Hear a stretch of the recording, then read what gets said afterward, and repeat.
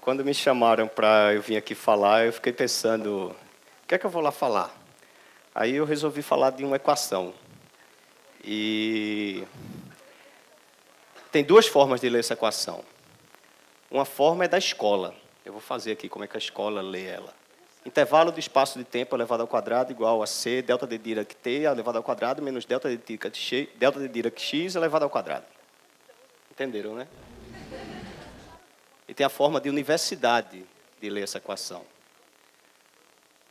O tempo é o intervalo entre dois eventos instantâneos definidos por uma própria pessoa. Isso significa intervalo da matemática. Isso é uma equação física. Então, o tempo é definido em função da matemática, que é intervalo. Esse é um conceito matemático. Ou seja, eu estou nas ciências exatas. Os eventos pontuais, eu estou na vida. E quando eu estou na vida, eu estou na saúde. E quem está observando esse evento é um humano. Então, eu estou nas ciências humanas. Se a universidade aprendesse a ler as equações assim, a gente não teria universidade feita hoje. Seria muito melhor. E para não ficar... Minha fala podia se encerrar aí, mas aí ia ser muito curtinha. E para não ficar só na teoria, resolvi falar de um experimento que eu venho acompanhando há uns 45 anos, bem de perto. Eu fui alfabetizado por minha mãe em casa e depois fui estudar numa escola de pescadores, na qual não tinha salas, nem séries, nem notas. Eu estudava o que queria, quando queria. Eu lia uns 30 livros por ano. Eu tinha 7 anos de idade. E qual é o meu maior trauma? Quando eu fui para uma escola tradicional. Séries. Semestres. Notas. Nota me perseguiu até um dia desse. E eu ouvi da diretora da escola, como que um menino não está encaixado em série alguma da escola? Claro, aquela minha escola não tinha séries. Isso foi o primeiro trauma que eu sofri. E eu fiquei pensando, por que a gente precisa nos adaptar? Por que precisamos nos adaptar a um conjunto tão restrito e limitado? Se a gente é natureza, matematicamente também, eu tinha lido lá na minha escola, a gente é dos naturais. Não sei se vocês sabem, mas os números naturais são infinitos. Por que a gente tem que se adaptar a uma nota? E ainda, mais finita ainda, de 0 a 10. Perceberam? Mas as notas que nos dão e os rótulos é de 0 a 10. E ainda, por que a gente só lê 8 livros por semestre? Ao invés dos 30 da minha escola? Que eu escolhi o que ler. E me respondiam sempre assim, isso é para você ser alguém na vida. Você tem que se especializar e procurar números os mais altos possíveis. Isso lhe garante uma vida de alguém. E você vai deixar de ser ninguém. Aos 12 anos, entrei na escola técnica. E por que eu fui para a escola técnica? Óbvio. É a especialização mais rápida que existe. E fiquei ali, mas tudo piorou com o tempo. Porque ao procurar as melhores, diziam que eu tenho que procurar ficar perto do nota 10. E eu sempre procurava isso, uma agonia, um estresse. E diziam, quando você conseguir essas notas, você vai ser alguém na vida. E recebi uma recompensa no final do curso. O melhor estágio na melhor empresa daqui de Pernambuco. E nessa época saiu até meu nome no jornal. Estudante da escola técnica aceito para trabalho na empresa X. Aqui também tem regras, eu não posso nem falar o nome da empresa. E até hoje saem notas assim, por aí. O que é que eu ganhei? Turnos diários de trabalho, um salário, e eu trabalhava de 11 da noite às 5 da manhã. Porque nessa melhor empresa, ela não podia parar de manhã. E tinha que ter alguém à noite consertando. E isso me fez pensar ainda, se eu sou nota perto de 10 e estou aqui, coitado dos meus amigos que eram notas 2 e 3. Onde é que eles estavam? E isso me perseguiu na cabeça. Eu fiquei nessa empresa por 2 anos. E toda vez que eu acordava, umas 15, 16 horas, que eu ia dormir umas 7 da manhã, Sabe onde é que eles estavam? Voltando da praia. Eles não tinham conseguido estágio. Jogando bola. Bronzeados, saudáveis. E eu olhava para meus colegas de fábrica, sabe o que eu via? Um monte de gente com bronze de lâmpada fluorescente. Já viu uma pessoa com bronze de lâmpada fluorescente? Ele é branco e reluzente. E aí eu ficava pensando, para que essa corrida toda? Uma corrida biológica e social que nem Darwin, nem Comte entende, muito menos Gilberto Freire. Isso me perturbava, lembre-se, a minha leitura lá da escola. Isso me perturbou por muito tempo. E me disseram aos 19 anos que para eu sair dessa vida, eu poderia tentar a universidade. Você vai para a universidade. Lá se estuda o que se escolhe, questiona-se o mundo, resolve-se o problema da sociedade e as questões filosofais da vida. É lá que eu vou. Entro na universidade. Doce ilusão. O que é que eu encontro lá? Uma escola. Com séries, notas. Os professores não deixavam eu ler o que eu queria. Eu tinha que ler 8 livros por ano. 4 no primeiro semestre, 4 no segundo semestre. Obviamente que, para mim, isso era uma surpresa. Eu vinha de uma escola de 30 livros e, para mim, aquilo era o universo da universidade. E não os 8 livros. E ainda, pior um pouco, mas melhor por outro sentido. As notas na universidade eram de 0 a 1000. Porque os professores, alguns deles ainda bem, davam notas com 2 casas decimais. Então eu tinha uma escala agora de 0 a 1000 e não mais de 0 a 10 na escola. Então eu pensava, essa deve ser a liberdade que eles falam. E aí vivi na universidade até que conheci 3 professores. Fantásticos. Um físico, Cid Araújo, que estudava espelhos dinâmicos para mover objetos. Lembra-se da equação? Se você lê isso só como uma escola, você vai embora. Se você lê isso como... Você está entendendo que é o espelho dinâmico que move objetos? Eu vou traduzir um pouco. Eu mover objetos com luz. Eu posiciono alguns espelhos e os objetos se mexem. Eu fazia, esse cara mudou a regra do universo. Isso sim é a universidade. E aí fiquei estudando com isso e aprendi com o Cid que as regras do universo estão em constante reescrita.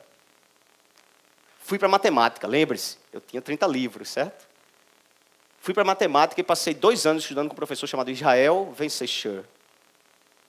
E sabe o que ele estudava? Curvas algébricas planas. Vocês já viram uma curva plana? Se você ler de novo como uma escola, você não entende isso que ele está dizendo. A ideia daqui é, se eu consigo modelar uma curva no ambiente, no mundo algébrico, ela pode ser plana. E pior, ela pode se encontrar no infinito. O que é que Israel me ensinou nesse momento? Que o nosso cotidiano, na verdade, é um modelo muito simples da matemática. Não tem curva plana. Só tem curva. E aí encontrei outro professor, chamado Silvio Meira, da computação, que me ensinou que ele estudava um sistema chamado Aqua, e esse sistema hoje não tem mais, depois que eu posso falar, eu li os direitos autorais.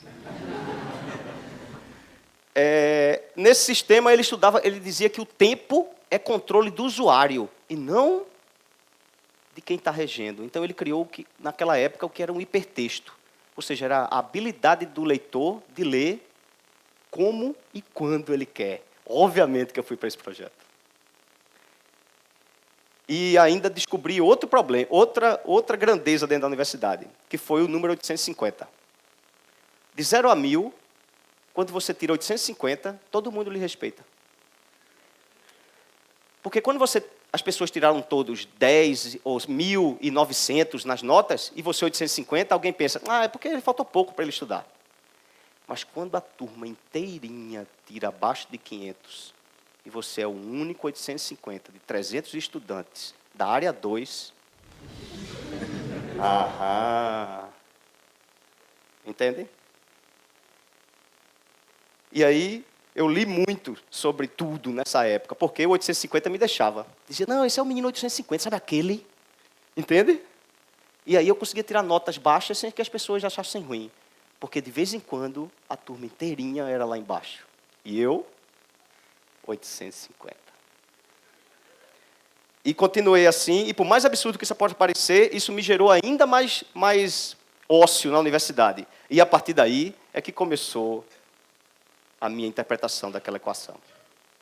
Eu tinha tempo para jogar bola, correr, nadar, tudo dentro da universidade e com uma escola bem séria. Isso aí são fotos da minha graduação.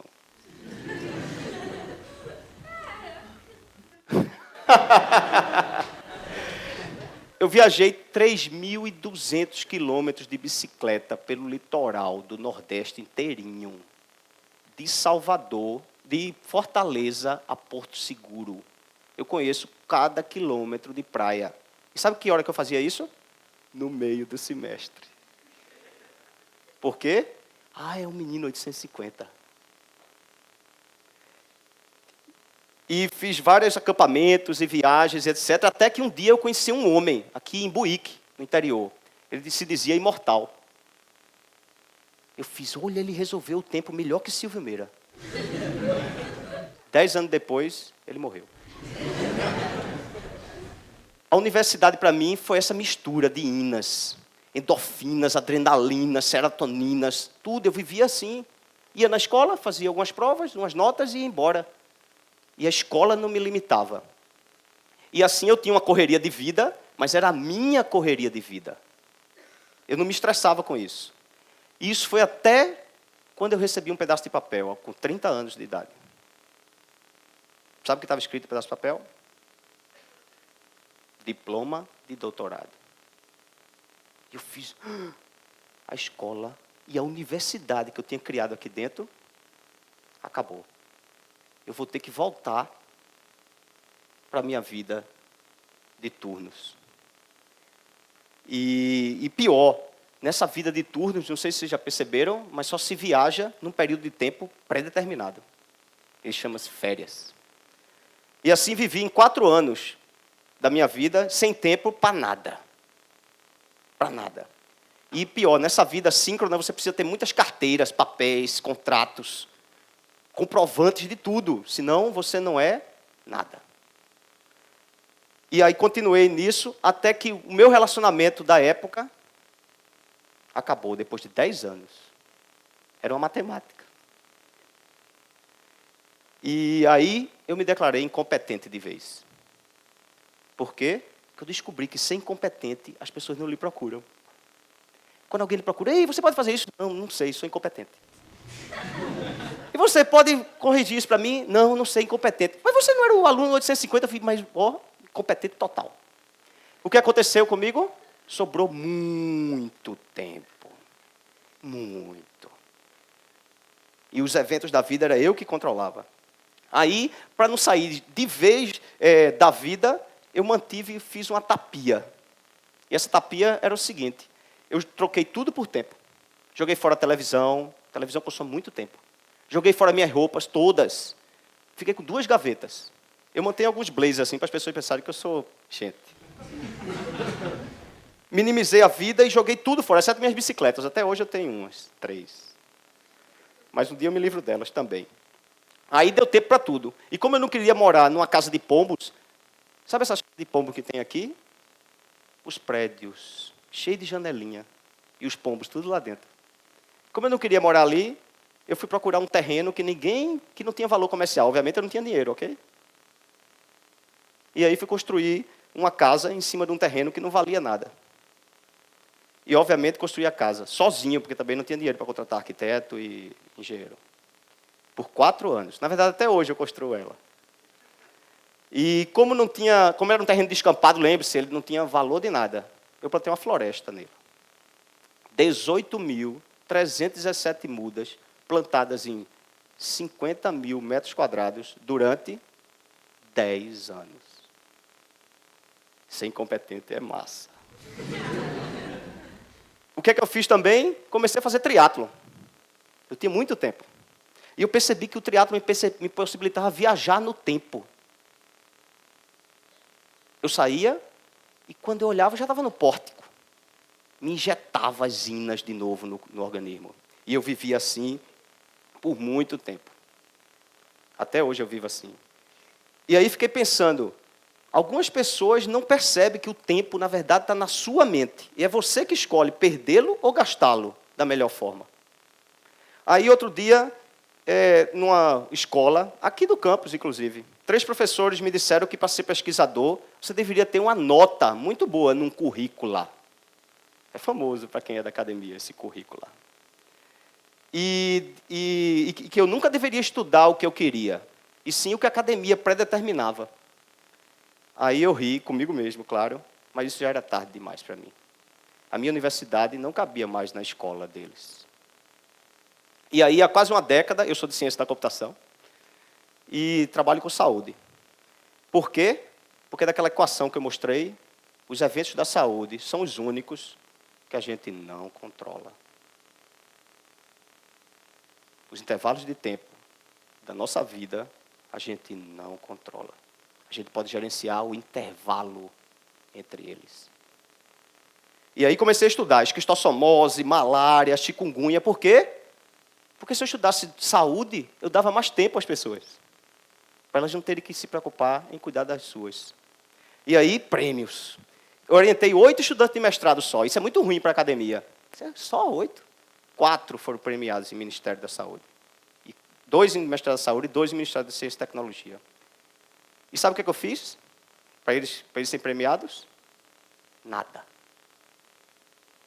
Eu simplesmente não deixei a escola atrapalhar eles.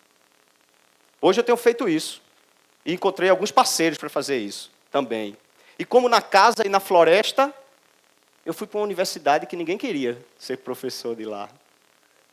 Sabe o terreno vazio? Hoje temos um time lá, brincadeira, vocês precisam dar um pulo lá.